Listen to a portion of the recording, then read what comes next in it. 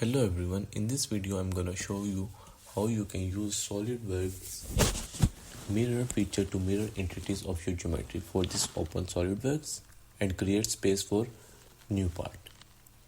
After that, select any plane.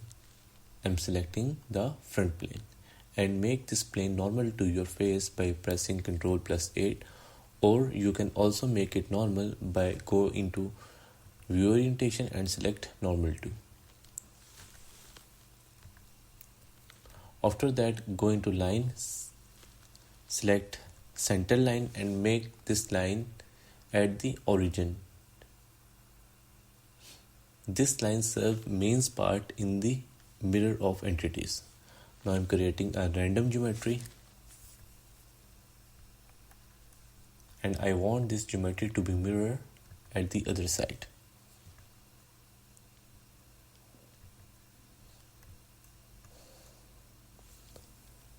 Now I'm selecting mirror entities, which is on the top. After selecting mirror entities, we have two options. Entities to mirror, I'm selecting entities one by one that I want to be mirror. And mirror about, I want this entity to mirror about this center line.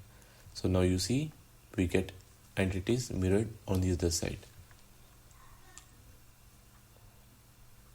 You can also do box selection in place of one by one selection to select all entities at once.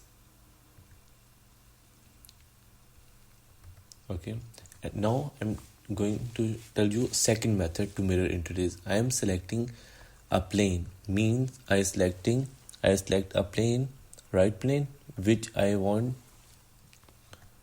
my entities to be mirror about. Okay.